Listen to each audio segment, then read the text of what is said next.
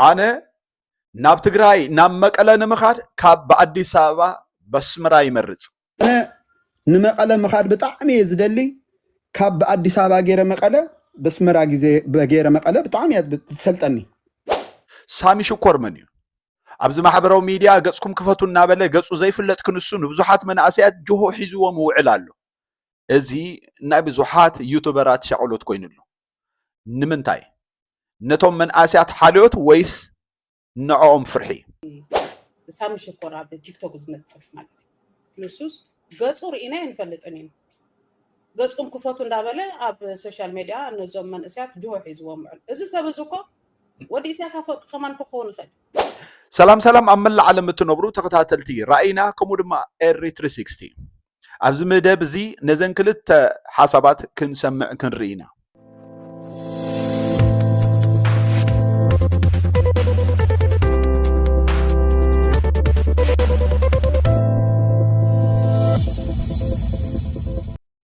أبت مجمريا بزعبا أبز هلو كنتات تجراين إرترا ويكا حوحاتن هجدفن تسفاز قبرو نجار على إلى حسبان كم حسب أزي بوليتيكا وحرية دما كاب بأديس أبابا غير نتجراي بسمرا غير نتجراي اتزبلت يخون إلى حسبان ምክንያቱም ንንዳቦይ ሰላም ኢለ ንንዳደይ በጽሐ ብንዳቦይ ገረኻን ኣብ አሜሪካ ይምለስ ማለት እዩ እዚያ ቴንክ ዩ ናይ بحقي إرميلا أدم تادي فتوكا you are honest ጻዕዳ ልቡ ካልኣይ ዝደልዮ ዝብል زي كم زي ካልኦት ሜዞ ካልኦም ሰርሑ ምስቲ ሓደ ጽጉዑ ደ ሓደ ሃርሙ ሓደ ጽጉዕ ምስቲ ሓደ ሜዞ should be like إرميላ አንቶይ ንሕና ሕጂ ከዓ ምስ ትግራይ ገለመለ ዝብሉ ሰባት ሰሚዐ ነይረ ሕጂ ከዓ ምስ ትግራይ ኣይንደል እንደቀረይ ገለመለ ዝብሉ ሰሚዐ ነይረ ሓደ እቲ ኣብ ግዜ ቃልሲ ኣብዚ ናይ ትግራይ ኩናትሲ ተጋሩ ካብ ሓሙኽሽቲ ይጥፍኡ ይብሉ ስለዝነበሩ ከም ሓሙኽሽቲ ይኹኑ ይብሉ ስለዝነበሩ እሱ ከሰንብዶም ምኽእል ኸውን ምስ ትግራይ ሰላም ተተኮይና ዳኣነ ከመይልና ክንነብር ኢሎም ክፈርሑ ክእሉ እዮም ምክንያቱ ከም ዳይኖሰርስ ክጠፍኡ ኣለዎም ተጋሩ ኢሎም ዝዛረቡ ኣነ ካብ መንግስቲ ኤርትራ ተጋሩ ይጥፍኡ ሰሚዐ ይፈልጥኒ እዚ ናይ ትበተኽ ግን እዞም ከም ተጋሩ ከም ኣነ ማዕለያ ዘይብሉ ቪድዮታት ኣለኒ ከም ፕሩፍ ክመፅእ እንድሕር ኮይኑስ ማዕለያ ዘይብሉ ቪድዮታት ኣለኒ تمالي كم داينوسرس يدفع تبلو زنبركا حجي مس إرترا اندحر سلام غيرو حبراو بوليتيكا ربحا أجديدو اندحر بحبار كسلف بحبار بوليتيكا وصقمو كفتح اندحر مصيو اي بقى السي اب كنت تبلسي حجي مليسكا حجي قال الكاس هو بقى السي زيركا تاتمالي ززر اخايا لومي كيعصدا الكاس لتفرح سب زرو إذا عصد سب عفون زريو مشلا يعصدني مرجم أنت طفعات تزرع نيرا حجي سلام مصير مستبهله تداهيلا خدكم تخيل ولا حنت كال ولا حنت زبلو نغري بالليل ግን أنا أبتناي تግራይ ኩናት ቀደም አርማሐራ አድጊ ገለመለ እና ተባለ ገለ ኢለ በመሐርኛ ቪዲዮ ክሰርሕ ከለሁ ኡይ ዝብሉ ዝነበሩ ሰባት እዮም ንሶ ግን ኣብ ትግራይ ዝነበረ ብህግደፍ ይኹን ብናይ እንዳሻዕብያ ፍጹም ተጋሩ ሜንሽን ገይሮም ንተጋሩ ከም ትግራይ ሕማቅ ዝወስኩሱ ፖለቲከኛ ሰሚዕ ይፈልጥኒ በዓል ዩቱበር ገለመለ ገለ እዚ ኣነ ከም ፖለቲከኛ ሓስቡ ዋላቶም ደገፍቲ ኮይኖም ዩቱበራት ኣነ ከም ፖለቲከኛታት ይሓስቦም ከም ርህፀ በላ ናይ ሚድያ ኣጣቂሶም ኣባኢሶም ተጻሪፎም በቦኻ በዲኻ ትግራይ ከምዝዶ እናበሉ እናዋዕሉ ከምኡ ብንቢዝነሶም የምሰርሑ ዝነበሩ እምበር ንመንግስቲ ኤርትራ ዝውክሉ ኢለ ይሓስብኒ ሕጂ ኣነ እንታይ ክብል መሲልካ አብይ አህመድ ተሳሊጡሉ አብይ አህመድ ኮይኑሉ ትግራይ በትግራይ በመለእታ ኣብ ጎና አብይ አህመድ ተሰሊፋ ተንትኾውንሲ እንታይ ምኾንና ነርና ኣይምኸበደና እንዶ ኢና እኮ ክንብል ግባእና ሓቂ ስለዚ እቲ ዝነበረ ነገር ተረሲዑ እንተ ደኣ ፖለቲካዊ ፀገምና ብሓባር ክንፈትሕ ኣለና ዝብል ዝምድና ተፈጢሩ ንዓይ ልዕሊ ማንም ንዓይ ዘገድሰኒ እዚ ክልተ ህዝቢ ብሓንሳብ ብሰላም ክነብር ሰላም ዓይነት ፀገም ኩሉ ፈትሑ በሰላም ክነብር ሲ ልዕሊ ኩሉ ንዓይ የገድሰኒ እንተ ተኻኢሉ ከዓ ምስ ኣምሓራውን ዘሎ ፍልልያት ኣወንዚፍካ ሓባራዊ በቃ ትማሊ ኣወል ስዒት ተዛሪቦምሽ ኣቱም ዩቱበራት ኣምሓሩን ተጋሩን ኢሉ ተዛሪቡ ሓቀ በቃ ሓባራዊ ክንገጥሞ ዝግባእና ፀላእ ኣለና ንግጠሞ በቃ ሰዓት ክትገጥሞ ይኻጥረ ወላ ሓንቲ ሰዓት ተዋፅእ ካል ወላ ሓንቲ ተዋፅእ ነገር የላን ስለዚ ኣብዚ ናይ ፕሮክሲ ኩናት እንድሕር ኣብይ ኣሕመድ ከፊትልና ኣብዚ ከባቢ ኣብዚ ሰሜን ህዝቢ ኣብዚ ህዝቢ ኣግዓዚ ኣብዚ ናይ ግእዝ ህዝቢ ሲ መዓት መከራ ከቢድ በቃ ረዚን ዝኾነ ኩናት ሲ ኣይንደልን ኢና እንድሕር እዞም ሰባት እዚኣቶም ዘኪርኩም ተኾይኑንኩም ሲ TDF ኣብ ኣዲስ ኣበባ ከኣቱ 150 ኪሎ ሜትር ምስተረፎ ዝጣርማ በር ገለ ከባቢ ሲ ኣዳነች ኣበበ ወፃ እንታይ ዳይላ እዞም ሰባት እዚኣቶም ንምንታይ እዮም ናብዚ ዝመፁ እሳቶም ዝሓፅሓፍዎ ሕገ መንግስቲ ኣሎ ብኣንቀጽ 39 ሲ በቃ መልሰ ርእሰ ውሳኔ የሎም ሲ ከም ሃገር ደው ዘይብሉ ተደልዮም ናብዚ እንታይ ይመፁ which is ሕጅውን ነገር እንድሕር ትርር ኢላቶም በታ አንቀጽ 39 ሕገ መንግስቲ ኢትዮጵያ ስጋ ሕጅ ዘይተቀየረት ንዓኣ ጠቂሶም ሃገር ክንከውን ኢና ክብሉ እዮም ይኹኑ ወሸለ ኮይኖም ከማን ስለዚ ከምቲ መጀመርያ ዝነበረ ኣውል ሰዒዱን ዝበሎ ፖለቲካ ሸርሙጣ እዩ ፖለቲካ ሻዕብያን ሕወሓትን ከዓ ድንግል ኮይኑ ክነብር ትብሉ ተኾንኩም ኣያሽኢኹም ይብል ነይሩ በቃ ካብ መዓልተ ካብታ ሸዓ መዓልተ ጀሚሩ እዚኣሲ ማርያ ትሰማማዓኒ ኢለ ነይረ ብድሕሪኣ ከዓ ሰለሞን ድራር መፅኡ ኣብ ጎኒ ህዝቢ ትግራይ ኣለና ኢልን ተቐቢለያ ኣብ ውሽጢ ኤርትራ ፀገም የለን ኣብ ውሽጢ ኤርትራ ፍትሒ ኣይሰኣናን ኣይኮንኩን ዝብል ዘለኹ ኣብቲ ፖለቲካ እየ ዝዛርብ ዘለኹ ንዓይ ከም ሰብ ዘርብሓኒ ኢለ ዝሓስቦ ልክ ከማ መስበሉ ሕጂ ከዓ ትማሊ ሎማዓንቲ ትማሊ ንስታሊን ኣብ ኣስመራ ክዕድሞ ኢሉ ሓቀይ ፅቡቅ ኢልና ሰሚዕና ሎማዓንቲ ከዓ ስታሊን እንታይ ኢሉ ዋላ በምሓርኛ ኮይም ደርጊሕሎም መጀመርያ ነዳዲ ሕጂ ከሊእኹምና ኣለኹም ነዳዲ ናብ ትግራይ እዚኣ ከይኣቱ ካብ ጅቡቲ ዓጊትኩም ኣለኹም ካልእ እውን ክትዓግቱ ትኽእሉ ኢኹም ግን ኢሉ ሕጂ ክትዓግቱ ተኾንኩም 180 ዲግሪ ኢኹም እምበር ከምቲ ቅድሚ ሕጂ 360 ሲ ኣይተዓግቱናን ኢኹም ኢልዎ ነዳዲ እውን ዝሓሰረ ክነምፅእ ንኽእል ኢና ኢሉ ዝሓሰረ ነዳዲ እውን ክነምፅእ ንኽእል ኢና ኢሉ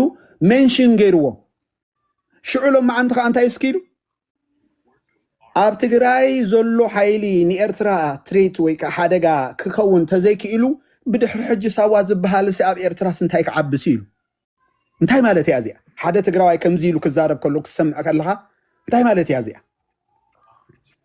ሓባራዊ ሓይሊ እዮም እኮ ሓባራዊ ፅምዶ ከማን ኣነ ምናልባት እዚ ፅምዶ እዚ ሓንሳብን መወዳእታን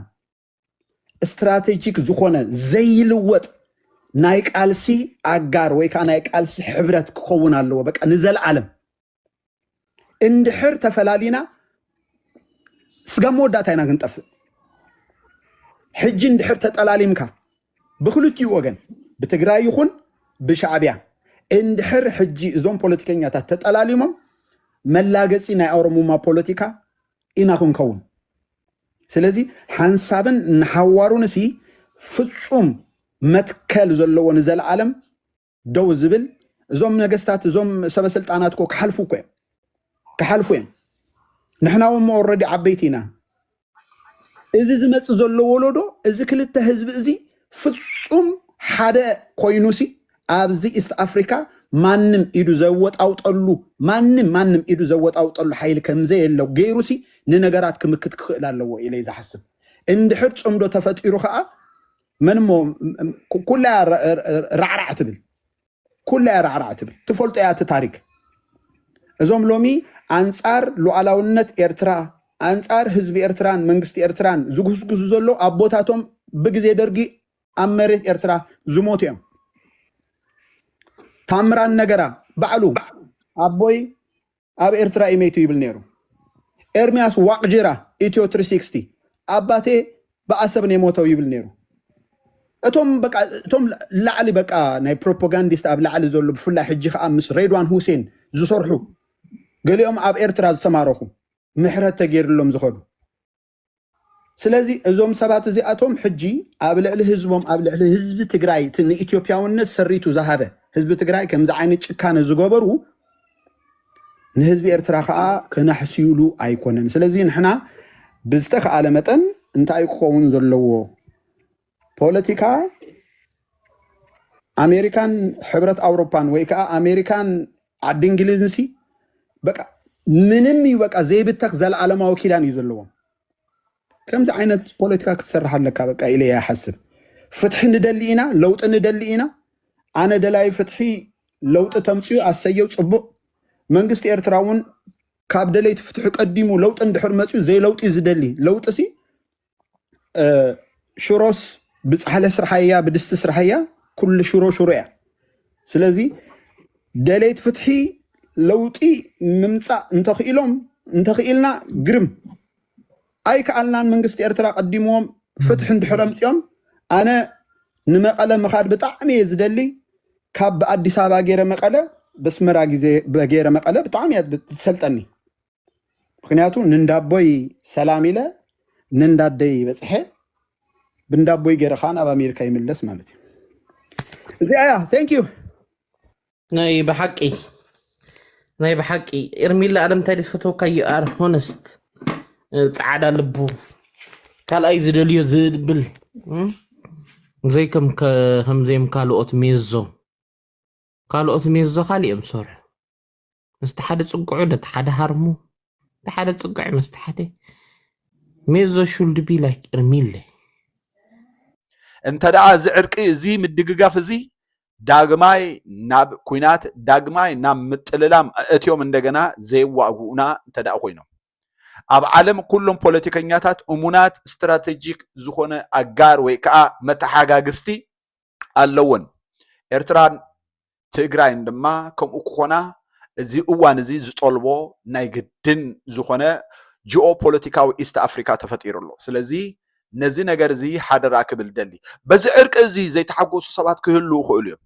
ዝዕርቂ እዚ ዘይሓጎሶም ሰባት ድማ እቶም ትማሊ ህዝቢ ትግራይ ከም ህዝቢ يطفى النابل الزارب ونبريم. أجد هزب دنقصة حموخشت ولا تجبر كاب الساعات الزدية دنقصة حجة أنا تزارب وأنا عمل كت نهجده في وكل نقال أي وكل هزب تقرأ كتصنت تريد لك حجون كتصنت يخا قال موراتو مسناتي وجالكم أنا مستقرأ كسرح شوهاتي بالليل بعد دبرتيم بعد قلمله نسياس بتيم مع الطاول من ولو عملاتنا بوليتيكا تو أدحنا نتغري أدحنا إثيوبيا أدحنا زبل صنصواي متيلو ودع أفريقيا أنا باي وجن مزيوم سبات كسرح كزاربهم كمان شوهاتي بالليل يا قريتها مخنياتو خاب الدسابة خصوقنا خلو كم كبت كم إنسان خما باقي عم سوقي قومنا لذا أنا مزيوم سبات كسرح والحنت شوهاتي بالليل وزحجون بسدت أواردهم مزلون حزبنا ساتهم يوم እዚኦም ሰባት እዚኣቶም ወኪል ናይ ህግደፍ ወኪል ናይ ህዝቢ ኤርትራ ወኪል ናይ ፖለቲካ ኤርትራ ኮይኖም ዝተዛረቡ ዘይኮነ ውልቃዊ ጽልኦም እዮም ዘስተኣናግዱ ነይሮም ሰብ ስርናይ እንተዘሪኡ ስርናይ ዝዓጽድ እምበር ዕፉን ኣይዓጽድን እዩ ስለዚ እዚ ሰላም እዚ ንዖም ኣሻቂልዎም ክኸውን ይኽእል እዩ ካልእ ኣብዚ ማሕበራዊ ሚድያ ከምቲ እንሰምዖ ንሪኦን ዘለና ሳሚ ሽኮር ዝብሉ ሰባት أب سامي شكور أنا دلّاك زارب بحيز بلني. أبو حليفو أب سوشيال ميديا زجبر. أب سوشيال ميديا زجبر كمان بتعمي حدا جنيا زكونا خيدي. يعني حدا جزيسي بتعمي خبط زجر من نعي. زت حساس بأن أنت علوس.